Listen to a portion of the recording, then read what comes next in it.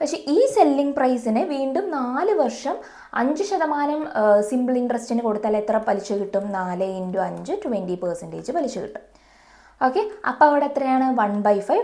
അപ്പോൾ ഈ ക്വസ്റ്റ്യൻസ് ഒക്കെ പരിചയപ്പെട്ട് കഴിഞ്ഞാൽ നിങ്ങൾക്ക് എക്സാമിന് എങ്ങനെ അപ്രോച്ച് ചെയ്യണം എന്നുള്ളതിനെ കുറിച്ച് നല്ല ധാരണ ഉണ്ടാവും. ആൻഡ് ജനറൽ മെത്തേഡ് അല്ല നമ്മൾ ഫോളോ ചെയ്യുന്നത്.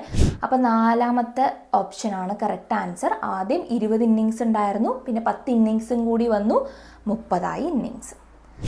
Hi all, welcome to Entri. ഞാൻ വിനിത. നമ്മളിന്ന് നോക്കാൻ പോകുന്നത് നമ്മുടെ IBPS എക്സാംസ് ഒക്കെ സ്റ്റാർട്ട് ആവാറായി. അപ്പോൾ നെക്സ്റ്റ് മന്ത് മുതൽ നമ്മുടെ IBPS നോട്ടിഫിക്കേഷൻ വരും. RRB PO, RRB ക്ലർക്ക്, പിന്നെ IBPS clerk, IBPS PO. Okay, അങ്ങനെ ഒരുപാട് നോട്ടിഫിക്കേഷൻ വരാൻ കിടക്കുന്നുണ്ട്. അതിനു മുമ്പ് നമ്മൾ ഈ IBPS എക്സാമുകളിൽ പ്രീവിയസ് ഇയർ ക്വസ്റ്റ്യൻസിൻ്റെ ഡിസ്കഷനാണ് നമ്മുടെ സെക്ഷൻ കൊണ്ടുപോകുന്നത്. അപ്പോൾ ക്വാണ്ടിറ്റേറ്റീവ് ആപ്റ്റിറ്റ്യൂഡ് എന്ന സെക്ഷനിലെ പ്രീവിയസ് ഇയർ ക്വസ്റ്റ്യൻസ് ആണ് നമ്മൾ ഇന്ന് ഡിസ്കസ് ചെയ്യാൻ പോകുന്നത്. ഓക്കെ, അതിൽ RRB POൻ്റെ ക്വസ്റ്റ്യൻസ് ഉണ്ട്, IBPS POൻ്റെ ക്വസ്റ്റ്യൻസ് ഉണ്ട്, എല്ലാം മിക്സഡ് ആയിട്ടുള്ള ക്വസ്റ്റ്യൻസ് ആണ് നമ്മൾ. അപ്പോൾ ഈ ക്വസ്റ്റ്യൻസ് ഒക്കെ പരിചയപ്പെട്ട് കഴിഞ്ഞാൽ നിങ്ങൾക്ക് എക്സാമിന് എങ്ങനെ അപ്രോച്ച് ചെയ്യണം എന്നുള്ളതിനെ കുറിച്ച് നല്ല ധാരണ ഉണ്ടാവും. ആൻഡ് ജനറൽ മെത്തേഡ് അല്ല നമ്മൾ ഫോളോ ചെയ്യുന്നത്. ഒരു ക്വസ്റ്റ്യൻ കിട്ടിക്കഴിഞ്ഞാൽ അതിനെ ലോജിക്കലി എങ്ങനെ ചെയ്യാം എന്നുള്ളതിനെ കുറിച്ചിട്ടാണ് നമ്മൾ നോക്കാൻ പോകുന്നത്. ഓക്കെ, അപ്പോൾ ജനറൽ മെത്തേഡ് പഠിച്ചതിന് ശേഷം നമ്മൾ ഈ ഒരു വീഡിയോ കണ്ടു കഴിഞ്ഞാൽ കുറച്ചുകൂടി നിങ്ങൾക്ക് ബെറ്റർ ആയിരിക്കും ആ ലോജിക്ക് മനസ്സിലാക്കാൻ വേണ്ടിയിട്ട്. ഓക്കെ, സോ നമ്മൾ അതിന് മുമ്പ് നമ്മുടെ ക്വസ്റ്റ്യൻസ് നോക്കുന്നതിന് മുമ്പ് നമ്മുടെ ബാച്ചിനെ കുറിച്ച് പറയേണ്ടതുണ്ട്. നമ്മുടെ batch IBPS RRB special batch ഉടനെ തന്നെ ആരംഭിക്കുകയാണ്. അപ്പോൾ IBPS എക്സാമുകൾ തുടങ്ങുന്നതിന് മുന്നേ തന്നെ നമ്മൾ ബാച്ച് 100 ഡേയ്സ് ഉണ്ട്, ആൾമോസ്റ്റ് 100 ഡേയ്സ്. അതിന് മുമ്പേ നമ്മൾ തുടങ്ങി ബേസിക്സും എല്ലാം നിങ്ങൾ പക്കായിട്ട് നിങ്ങൾ എക്സാമിനെ പ്രിപ്പയർ ചെയ്യുക എന്നുള്ളതാണ് നമ്മുടെ ഈ ഒരു കോഴ്സിൻ്റെ ലക്ഷ്യം. അപ്പോൾ കോഴ്സിൻ്റെ പ്രത്യേകതകളൊക്കെ നിങ്ങൾക്ക് സ്ക്രീനിൽ കാണാൻ പറ്റും. ഇതിൻ്റെ കൂടെ തന്നെ പ്രിലിംസ് മാത്രമല്ല നമ്മൾ പ്രൊവൈഡ് ചെയ്യുന്ന മെയിൻസിൻ്റെയും, അത് കഴിഞ്ഞാൽ മെയിൻസ് പാസ്സായവർക്ക് ഇൻ്റർവ്യൂവിൻ്റെ കോച്ചിങ് കൂടി പ്രൊവൈഡ് ചെയ്യും. നിങ്ങൾക്ക് ഓരോരുത്തർക്കും മെൻറ്റർ ഉണ്ടാവും, ഫ്രീ സ്റ്റഡി മെറ്റീരിയൽസ് കിട്ടും. അതേപോലെ തന്നെ മോക്ക് ടെസ്റ്റുകൾ, പ്രിലിംസും മെയിൻസും ലേറ്റസ്റ്റ് പാറ്റേൺ അനുസരിച്ച് ഇപ്പോൾ മാറി വരുന്നുണ്ട്. കുറേ പാറ്റേൺ, കുറേ ക്വസ്റ്റ്യൻസുകൾ നമ്മൾ പുതുതായി കാണുന്നുണ്ട്. അതിനനുസരിച്ചിട്ടുള്ള മോക്ക് ടെസ്റ്റുകൾ നിങ്ങൾക്ക് പ്രൊവൈഡ് ചെയ്യും. പിന്നെ ഫാക്കൽറ്റീസ്, എക്സ്പേർട്ട് ആയിട്ടുള്ള ഫാക്കൽറ്റീസ് ആയിരിക്കും നിങ്ങളുടെ കണ്ടൻറ്റ് പ്രൊവൈഡ് ചെയ്യുന്നത്. അപ്പോൾ ഇതിനെക്കുറിച്ച് കൂടുതൽ ഡീറ്റെയിൽസ് അറിയണമെങ്കിൽ നിങ്ങൾക്ക് സ്ക്രീനിൽ കാണുന്ന നമ്പറിലോട്ട് കോൺടാക്റ്റ് ചെയ്യാം, അല്ലെങ്കിൽ താഴെ സ്ക്രോളിൽ കാണുന്ന നമ്പറിലോട്ട് കോൺടാക്റ്റ് ചെയ്യാം. കോൺടാക്റ്റ് ചെയ്ത് കഴിഞ്ഞാൽ നിങ്ങൾക്ക് എന്ത് ഡൗട്ട് ഉണ്ടോ എല്ലാതും പറഞ്ഞുതരും. എത്ര മാസത്തെ കോഴ്സാണ്, എങ്ങനെയാണ് ഫീസിൻ്റെ കാര്യങ്ങൾ, എത്ര അവർ ക്ലാസ് ആണ്, ഏതൊക്കെ ദിവസങ്ങളിലാണ് ക്ലാസ് എന്ന് തുടങ്ങിയ എല്ലാ ഡീറ്റെയിൽസും അവർ പറഞ്ഞുതരും. ആൻഡ് IBPS RRB എക്സാംസ് തുടങ്ങുന്നതിന് മുമ്പ് ഇപ്പം തന്നെ ജോയിൻ ചെയ്ത് കഴിഞ്ഞാൽ നമുക്ക് പ്രശ്നമില്ലാതെ ഒന്ന് റിലാക്സ് ചെയ്തിട്ട് പഠിച്ചു പോകാൻ പറ്റും. ലാസ്റ്റ് മിനിറ്റ് വരെ വെക്കരുത്. നമുക്ക് സ്പീഡും എല്ലാം ഇമ്പ്രൂവ് ചെയ്യേണ്ടത്. ആദ്യം ബേസിക്, പിന്നെ സ്പീഡ് ഇമ്പ്രൂവ് ചെയ്യണം, പിന്നെ കുറച്ച് ടെക്നിക്സുകൾ യൂസ് ചെയ്യണം എക്സാമിന് പോകുന്ന സമയത്ത്. അപ്പോൾ ഇതിനൊക്കെ കുറച്ച് സമയം വേണം നിങ്ങളെ പ്രിപ്പയർ ചെയ്തെടുക്കാൻ വേണ്ടിയിട്ട്. അപ്പോൾ ലാസ്റ്റ് മിനിറ്റ് വെക്കാതെ പെട്ടെന്ന് തന്നെ ജോയിൻ ചെയ്യുക. അപ്പോൾ നമുക്ക് സ്റ്റാർട്ട് ചെയ്യാം അല്ലേ? നമ്മുടെ ക്വസ്റ്റ്യൻസ് സ്റ്റാർട്ട് ചെയ്യാം. സോ PO ലെവലുള്ള ക്വസ്റ്റ്യൻസ്, പ്രിലിംസ് ലെവല്, PO ലെവലുള്ള ക്വസ്റ്റ്യൻസ് ആണ് ഞാനിവിടെ എടുത്തിരിക്കുന്നത്. നമുക്ക് നോക്കാം. ഈ ഒരു ക്വസ്റ്റ്യൻ ഞാൻ ടൈമർ യൂസ് ചെയ്യുന്നുണ്ട്. ഓക്കെ, ഇത് ചെയ്യാൻ കുറച്ച് സമയം മതി. നോക്കിക്കേ, 20% അല്ലേ? 6/5, 4%, 20, 6/5, 5, 6, 5, 6, 25, 36, 11, 25 into 100, 44%. Option 3 is the correct answer. Almost ഒരു 30 സെക്കൻഡിൻ്റെ അടുത്ത് എടുത്തിട്ടുള്ളൂ, അത്ര പോലും വേണ്ട. ഓക്കെ, സോ നമുക്ക് ഇതെങ്ങനെയാണ് ഇതിപ്പോൾ പ്രോഫിറ്റ് ആൻഡ് ലോസുമായിട്ട് റിലേറ്റ് ചെയ്തിട്ടുള്ള ക്വസ്റ്റ്യൻ ആണ്. അതിൻ്റെ കൂടെ സിമ്പിൾ ഇൻട്രസ്റ്റിൻ്റെ കൺസെപ്റ്റും കൂടി കയറി വരുന്നുണ്ട്. പക്ഷേ ഒരൊറ്റ ഫോർമുലയും ഞാൻ യൂസ് ചെയ്തിട്ടില്ല. റേഷ്യോ എന്ന മെത്തേഡിലാണ് ഞാൻ ചെയ്തിരിക്കുന്നത്. അതെങ്ങനെയാണെന്ന് നോക്കാം. A shopkeeper buys an item for 500. അങ്ങനെ ഒരാൾ 500 രൂപയ്ക്ക് ഒരു സാധനം വാങ്ങിച്ചു, അത് 20% പ്രോഫിറ്റിൽ കൊടുക്കുന്നു. But one customer buys it from him at the selling price for 4 years at the rate of interest which is 5% of annum.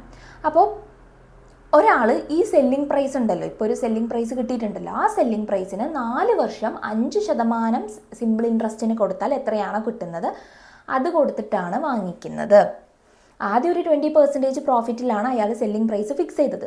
പിന്നെ ആ കസ്റ്റമർ എന്ത് ചെയ്തു, ഈ സെല്ലിംഗ് പ്രൈസിന് തന്നെ 4 വർഷം 5% പ്രോഫിറ്റിന് സിമ്പിൾ ഇൻട്രസ്റ്റിന് കൊടുത്താൽ എത്രയാണോ ഇൻട്രസ്റ്റ് ഉൾപ്പെടെ കിട്ടുന്നത് ആ സെല്ലിംഗ് പ്രൈസിനാണ് വാങ്ങിക്കുന്നത്.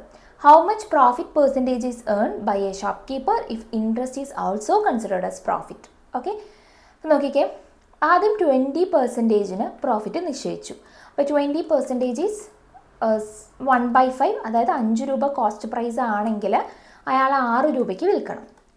ഓക്കെ, പക്ഷേ ഈ സെല്ലിംഗ് പ്രൈസിന് വീണ്ടും 4 വർഷം 5% സിമ്പിൾ ഇൻട്രസ്റ്റിന് കൊടുത്താൽ എത്ര പലിശ കിട്ടും? 4 × 5 20% പലിശ കിട്ടും.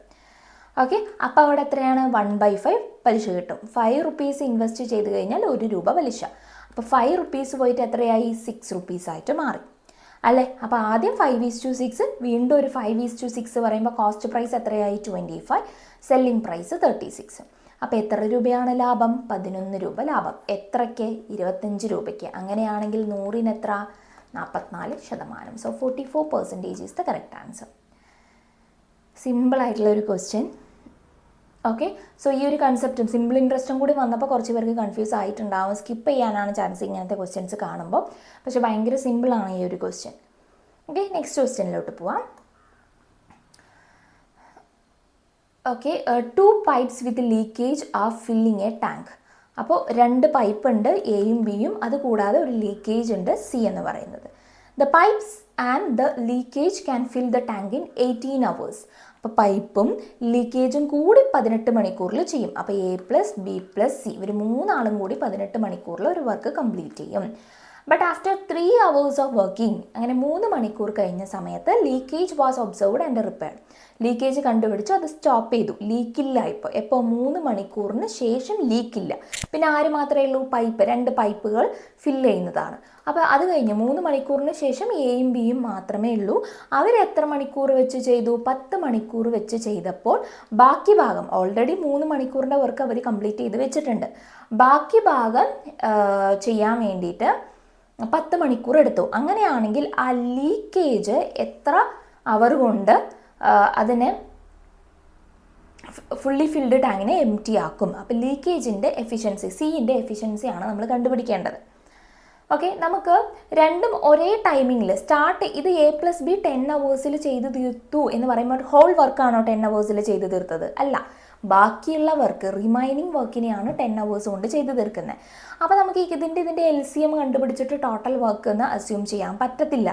കാരണം ടോട്ടൽ വർക്ക് ചെയ്യാൻ എത്ര മണിക്കൂർ എടുത്തു എന്ന് പറയുമ്പോൾ മാത്രമേ നമുക്ക് ടോട്ടൽ വർക്ക് LCM ആയിട്ട് അസ്യൂം ചെയ്യാൻ പറ്റത്തുള്ളൂ. അപ്പോൾ നമുക്കറിയുന്നത് എയും ബിയും സിയും കൂടി 18 മണിക്കൂർ കൊണ്ട് ചെയ്തു തീർക്കുമെന്നല്ലേ. അപ്പോൾ നമുക്ക് ഷുവറാണ് ടോട്ടൽ വർക്കിനെ നമുക്ക് 18ൻ്റെ മൾട്ടിപ്പിൾ ആയിട്ടാണ് എടുക്കേണ്ടത്. കാരണം LCM ഓഫ് 18 ആൻഡ് ഒരു നമ്പറും കൂടി ഉണ്ടെങ്കിൽ അതാണല്ലോ സാധാരണ വർക്കായിട്ട് എടുക്കുക. ഇവിടെ 18 hours പറയുമ്പോൾ 18ൻ്റെ ഏതെങ്കിലും ഒരു മൾട്ടിപ്പിൾ നമ്മൾ വർക്കായിട്ട് എടുക്കാം. 36 യൂണിറ്റ് വർക്ക് എന്ന് വിചാരിക്കാം. അപ്പോൾ ഈ എഫിഷ്യൻസി എന്താണ്? A+B+Cയുടെ 36 / 18 2 യൂണിറ്റ്. അപ്പോൾ 2 യൂണിറ്റാണ് ഇവരുടെ എഫിഷ്യൻസി. 3 ആളും കൂടി ചെയ്യുമ്പോൾ 2 യൂണിറ്റ് 1 മണിക്കൂറിൽ തീർക്കും. ഇനി എയും ബിയും 3 മണിക്കൂർ 3 പേരും കൂടി ചെയ്തു. അപ്പോൾ 2 എന്ന എഫിഷ്യൻസിയിൽ 3 മണിക്കൂർ ചെയ്ത് കഴിഞ്ഞാൽ എത്ര വർക്ക് കംപ്ലീറ്റ് ആയി? 6 യൂണിറ്റ് വർക്ക് കംപ്ലീറ്റ് ആയി. അപ്പോൾ റിമൈനിങ് എത്ര വർക്ക് ഉണ്ട്? റിമൈനിങ് 36 - 6 30 വർക്ക് അവിടെ നിൽക്കുന്നുണ്ട്. ഈ 30 വർക്കിനെയാണ് എയും ബിയും കൂടി 10 മണിക്കൂർ കൊണ്ട് ചെയ്തത്. അപ്പോൾ A+Bയുടെ എഫിഷ്യൻസി എന്താണ്? 30 വർക്ക് 10 മണിക്കൂർ കൊണ്ട് ചെയ്താൽ 3 യൂണിറ്റ് വെച്ചിട്ട് ഓരോ മണിക്കൂർ കൊണ്ട് തീർക്കും. അപ്പോൾ എയും ബിയും സിയും 3 ആളും ചെയ്താൽ 2 യൂണിറ്റേ തീരുള്ളൂ. എയും ബിയും മാത്രമാണെങ്കിൽ, പൈപ്പ്സ് ഇൻലെറ്റ് മാത്രമാണെങ്കിൽ 3 യൂണിറ്റ് വെച്ചിട്ട് 1 മണിക്കൂറിൽ തീരും. അപ്പോൾ ഇവിടെ ലീക്ക് ഉള്ളത് കൊണ്ടാണ്, അല്ലെങ്കിൽ ഇവർ പൈപ്പ് മാത്രമാണെങ്കിൽ 3 യൂണിറ്റ് 1 മണിക്കൂറിൽ നിറയ്ക്കേണ്ടതായിരുന്നു. പക്ഷേ ലീക്ക് ഉള്ളത് കൊണ്ട് 2 യൂണിറ്റേ നിറച്ചുള്ളൂ. അപ്പോൾ ബാക്കി 1 യൂണിറ്റ് എവിടെ പോയി? ആ ലീക്കേജ് 1 അവറിൽ 1 യൂണിറ്റ് വെച്ച് തീർത്തുകൊണ്ടേയിരിക്കുന്നുണ്ട്. ഓക്കെ, അപ്പോൾ ഈ 36 യൂണിറ്റ് വർക്ക് ഒരു മണിക്കൂറിൽ ഒന്ന് വെച്ച് തീർക്കുകയാണെങ്കിൽ എത്ര സമയമെടുക്കും? 36 മണിക്കൂർ എടുക്കും. So 36 hours is the correct answer. 36 hours.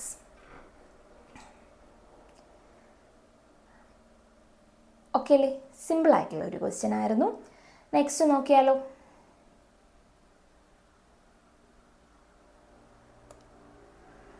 നോക്കിക്കേ, the savings of A and B are in the ratio 5:3. Savings ആണ് പറയുന്നത്. And their expenditure are in the ratio 1:2. If A saves 60% of his income, then find the ratio of their incomes. അപ്പോൾ A എന്ത് ചെയ്യുന്നു? Income എത്രയാണെന്നറിയോ?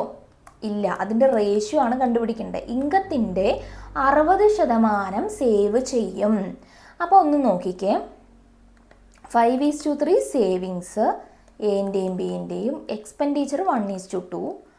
Income ഇപ്പോൾ 100 രൂപയാണ് എൻ്റെ income എന്ന് വിചാരിക്കുക.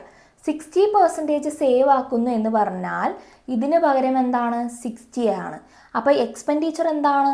40 ആണ് അല്ലേ? 100 രൂപ സമ്പാദിക്കുന്ന ഒരാൾ 60 രൂപ സേവ് ചെയ്യുന്നു എന്ന് പറഞ്ഞു കഴിഞ്ഞാൽ അയാൾ 40 രൂപ ചിലവാക്കുന്നുണ്ട് അല്ലേ? അപ്പോൾ ഈ 5 യൂണിറ്റിന് പകരം 60 രൂപയാണ് അവിടെ വരേണ്ടത്. അപ്പോൾ എന്താ ചെയ്തിരിക്കുന്നത്? ഇൻറ്റു 12 ആണ്. അപ്പോൾ റൈറ്റ് സൈഡും ഇൻറ്റു 12 ചെയ്യുമ്പോൾ ഇവിടെ എത്രയാണ് വരിക? 36.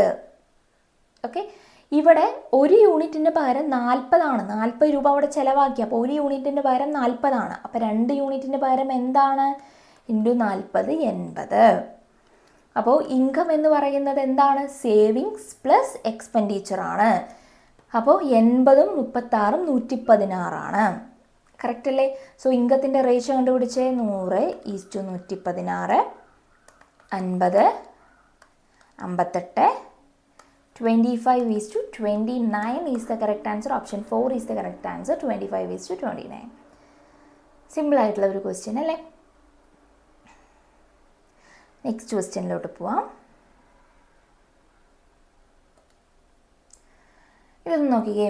A boat take 4 hours to cover D kilometre upstream. അപ്പോൾ D കിലോമീറ്റർ അപ്സ്ട്രീമിൽ പോവുകയാണെങ്കിൽ 4 hours എടുക്കും. യെസ്. D-2 ഡൗൺ സ്ട്രീമിൽ പോവുകയാണെങ്കിൽ 3 hours എടുക്കും. D-2 ഓക്കെ, 3 hours എടുക്കും. If the speed of the stream is 2 km/h, അപ്പോൾ 2 km/h ആണ് വൈൻ്റെ value. Then find the distance covered by the boat in upstream in 3 hours. 3 മണിക്കൂർ കൊണ്ട് അപ്സ്ട്രീമിൽ പോയ ദൂരം എത്ര? അതായത് 3 × x - y എത്ര എന്നുള്ളതാണ് ക്വസ്റ്റ്യൻ. ഓക്കെ, സോ x - yൻ്റെ വാല്യൂ കാണണം. എന്നാലേ 3 × x - y എന്താണെന്ന് അറിയുള്ളൂ. വൈൻ്റെ വാല്യൂ അറിയാം 2 ആണെന്ന്. സോ എക്സിൻ്റെ വാല്യൂ കണ്ടുപിടിക്കണം. യെസ്. ഓക്കെ, ഇതിന് ഡി ഇക്വേറ്റ് ചെയ്യാം. ഇവിടെയും ഡി ഉണ്ട്, ഇവിടെയും ഡി ഉണ്ട്. ഡി ഇക്വേറ്റ് നോക്കിക്കേ. D = 4 × x - y എന്ന് ആദ്യത്തെ സ്റ്റെപ്പിൽ കിട്ടും. ഇവിടെ D-2 ഇവിടെ D = 4 × x - y. D-2 = 3 × x + y. ഇവിടെ D എങ്ങനെ വരും? D = 3x + 3 × 2 ആണ്. വൈന് പകരം 2 ഒന്ന് കൊടുത്തേ. 6 + 2, അതായത് 3x + 8 ആണ് രണ്ടാമത്തെ ഇക്വേഷൻ. അതേപോലെ ഒന്നാമത്തെ ഇക്വേഷനിൽ 4 × x - 2 എന്ന് വരും. അതായത് 4x - 8 വരും. ഈ 4x - 8ഉം 3x + 8ഉം സെയിം ആണ്. കാരണം രണ്ടും ഡിൻ്റെ ഫോർമുലയാണ്. സോ x = 16 എന്ന് വരും. Okay, so x - y = x 16 - 2 14. And 3 × x - y = 14 × 3 42. ഒന്നുമില്ല, വെറുതെ അങ്ങോട്ടും ഇങ്ങോട്ടും സബ്സ്റ്റിറ്റ്യൂട്ട് ചെയ്തു, അത്രേ ഉള്ളൂ. 42. മനസ്സിലായോ? Okay,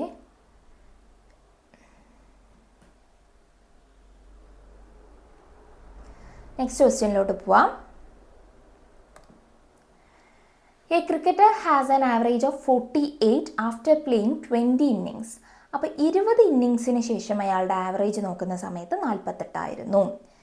if he score 240 runs in his next few innings. അത് കഴിഞ്ഞിട്ട് കുറച്ച് ഇന്നിങ്സ് കളിച്ചു. ഇപ്പോൾ 20 ഇന്നിങ്സ് ഉണ്ട്. ഓക്കെ, പ്ലസ് ഒരു എക്സ് ഇന്നിങ്സ് കളിച്ചു എന്ന് വിചാരിക്കാം. അതിൻ്റെ സ്കോർ എത്രയാണ്? 240 ഹിസ് ആവറേജ്, പക്ഷേ ഈ സ്കോറും കൂടി കൂട്ടി ആവറേജ് എടുക്കുന്ന സമയത്ത് his average decreases and become 40. 48 പോയിട്ട് എന്തായി? 40 മാറി, ഡിക്രീസ് ചെയ്തു. Okay, and then he takes retirement. അപ്പോൾ ഈ കുറച്ച് ഇന്നിങ്സ്, എക്സ് ഇന്നിങ്സിന് ആദ്യം 20 ഇന്നിങ്സ് കളിച്ചു, പിന്നെ ഒരു എക്സ് ഇന്നിങ്സും കൂടി ചേർത്തിട്ടാണ് നമുക്ക് എന്താ റിട്ടയർമെൻ്റ് ആവുന്നത്. Find the total number of innings he played till his retirement എന്നാണ്. അപ്പോൾ 20 + X ആണ് നമ്മുടെ ആൻസർ. പക്ഷേ എക്സ് എന്താണെന്ന് അറിയണം. 20നേക്കാൾ കൂടുതലുള്ള ഏതൊരു വാല്യൂ ആണ്. നോക്കിക്കേ, ഈ എക്സ് ഇന്നിങ്സോട് കൂടി ഈ 20 പേര് ആവറേജ് എന്ന് പറഞ്ഞാൽ എന്താണ്? അത് ഈക്വലായി, ആ ടോട്ടൽ സ്കോറിന് ഈക്വലായിട്ട് സ്പ്ലിറ്റ് ചെയ്ത് കഴിഞ്ഞാൽ ഓരോരുത്തർക്കും 48 48 48 വെച്ച് കിട്ടും എന്നുള്ളതല്ലേ. അപ്പോൾ ഈ 20 പേർക്കും 48 48 എന്ന രീതിയിലാണ് എന്ത് ചെയ്തിരിക്കുന്നത്? ഈ സ്കോറിനെ 20 ഇന്നിങ്സിലെ സ്കോറിനെ സ്പ്ലിറ്റ് ചെയ്തിരിക്കുന്നത് അല്ലേ. യെസ്.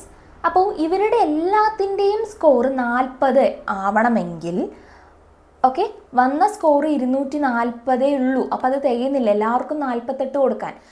കുറച്ച് പേര് വന്നിട്ടുണ്ട്, ഓക്കെ, 5 10 15 എത്രയോ പേര് വന്നിട്ടുണ്ട്. അപ്പോൾ ടോട്ടൽ ഈ 240 പഴയ സ്കോറും കൂടി വീതിച്ചു കൊടുക്കുന്ന സമയത്ത് 48 എല്ലാവർക്കും കിട്ടുന്നില്ല, 40 കിട്ടുന്നുള്ളൂ. അപ്പോൾ ഇവരുടെയൊക്കെ 8 മിസ്സായില്ലേ. അപ്പോൾ എത്ര പേരുടെ 8 മിസ്സായി? 20 പേരുടെ, 160. ഓക്കെ, അപ്പോൾ 40 40 വെച്ച് കൊടുക്കുമ്പോൾ ബാക്കി 240 + 160 400 എന്ത് ചെയ്തിട്ടുണ്ട്? വന്നവർക്ക് വേണ്ടി ഡിസ്ട്രിബ്യൂട്ട് ചെയ്തിട്ടുണ്ട്, എക്സ്ട്രാ വന്നവർക്ക് വേണ്ടിയിട്ട്. അപ്പോൾ ഈ 400 ഡിസ്ട്രിബ്യൂട്ട് ചെയ്ത് കൊടുത്തപ്പോൾ 40 40 വെച്ചിട്ടായി. അപ്പോൾ ഓരോരുത്തരും 400 40 40 വെച്ച് കൊടുത്താൽ എത്ര പേർക്ക് കൊടുക്കാം? 10 പേർക്ക്. സോ എക്സ്ട്രാ എത്ര പേര് വന്നിട്ടുണ്ട്? 10 പേർ. അപ്പോൾ നാലാമത്തെ ഓപ്ഷനാണ് കറക്റ്റ് ആൻസർ. ആദ്യം 20 ഇന്നിങ്സ് ഉണ്ടായിരുന്നു, പിന്നെ 10 ഇന്നിങ്സും കൂടി വന്നു, 30 ഇന്നിങ്സ്. മനസ്സിലാവുന്നുണ്ടോ? ഈ ഒരു ക്വസ്റ്റ്യൻ കുറച്ച് കൺഫ്യൂസിങ് ആയിരിക്കും. ആവറേജ് എന്ന കൺസെപ്റ്റ് എന്താണ്? എല്ലാവർക്കും ഈക്വലായിട്ട് സ്പ്ലിറ്റ് ചെയ്ത് കൊടുക്കണം ഉള്ള റൺസിന്. ഓക്കെ, സോ ആദ്യം 48 48 ആയിരുന്നു. അപ്പോൾ 20 പേർക്കും 48 വെച്ചിട്ട് കയ്യിൽ പിടിച്ചിട്ട് നിൽക്കുകയാണ്. അപ്പോൾ എല്ലാവർക്കും 40 മാറി പറയുമ്പോൾ എല്ലാവരുടെ അടുത്തു നിന്നും 8 നമ്മൾ തിരിച്ചു വാങ്ങിച്ചു. അപ്പോൾ 160 വാങ്ങിച്ചു, പുതുതായി വന്ന 240 കൂട്ടി. അപ്പോൾ 400 റൺസ് ഉണ്ട്. അപ്പോൾ ബാക്കിയുള്ളവർക്ക് ഓൾറെഡി ഇവർക്കൊക്കെ 40 വെച്ചിട്ടുണ്ടല്ലോ, ഇനി വന്നവർക്ക് 40 കൊടുത്താൽ പോരെ. അപ്പോൾ 40 40 വെച്ച് കൊടുക്കുമ്പോൾ ഈ 400നെ 40 40 വെച്ച് കൊടുക്കുമ്പോൾ എത്രയാണ്? 10 പേർക്കാണ് കൊടുക്കാൻ പറ്റുക. അപ്പോൾ ആദ്യം 20 ഇന്നിങ്സ് ഉണ്ടായിരുന്നു, ഇപ്പോൾ 10 ഇന്നിങ്സും കൂടി ചേർത്ത് 30 ഇന്നിങ്സ് ആണ് നമ്മുടെ total answer. Clear? Okay, so അപ്പോൾ ഇത്രയേ ഉള്ളൂ നമ്മുടെ സെക്ഷൻ എന്ന് പറയുന്നത്. അപ്പോൾ എൻട്രിയുടെ കോഴ്സിനെ കുറിച്ചിട്ട് നിങ്ങൾക്ക് താഴെ സ്ക്രോളിൽ കാണുന്ന നമ്പറിലോട്ട് കോൺടാക്റ്റ് ചെയ്ത് കഴിഞ്ഞാൽ മനസ്സിലാവും. അപ്പോൾ ഇത്രയും പ്രോബ്ലംസ് നിങ്ങൾക്ക് മനസ്സിലായി, എങ്ങനെയാണ് അപ്രോച്ച് ചെയ്യേണ്ടതെന്ന് മനസ്സിലായി എന്ന് വിചാരിക്കുന്നു. അപ്പോൾ ഇനിയും പ്രീവിയസ് ഇയർ ക്വസ്റ്റ്യൻസ് ഡിസ്കഷനുമായിട്ട് നമ്മുടെ സീരീസ് കണ്ടിന്യൂ ചെയ്യും. Thank you all.